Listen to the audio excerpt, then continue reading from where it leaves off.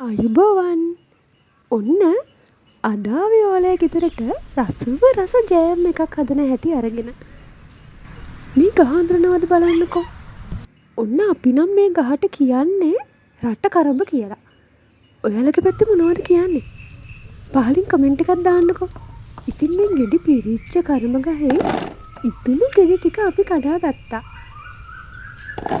ඊට පස්සේ මේ ගෙඩි ටික හොඳට හොදලා ගෙඩිය අරගෙන අපි මේ ගෙඩියේ ඉස්ම ටික අරගත්තා.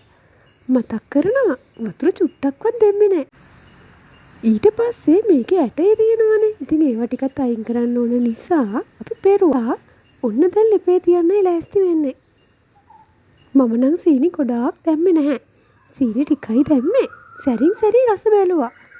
මට ඕන පදමට ඒ කියන්නේ ඇඹුලත් එක්ක චුට්ටක් තියෙන තමයි මම නම් ගත්තේ. සීනි ටිකක් දාලා හොඳට කලවම් කර කර ඉතින් ලිප ළඟ හිටියා. මන්ද කින්දරේ මේක ලිපේ තියන්න අමතක කරන්න එපා. ඔන්න ඊට පස්සේ හරි රසට හරි රස පදමට හරිම සුවඳට රසම රස ජෑම් එකක් ඔයාලට හම්බෙනවා. මේ ගෙඩි වලින් ජෑම් විතරක් නෙමෙයි. ඔන්න අපි නම් රසම රස බීමකුත් හැදුවා. ඔයාලගේ ගෙදරත් මේ ගහ තියෙනවා නම් හදලා බලලා රස කොහොමද කියලා කියනවද? අමතක වෙයි. ඔයාලගේ පැත්තේ මේ ගහට කියන නම පහලින් කමෙන්ට් එකක් දාන්න. ගිහින් එන්නම්.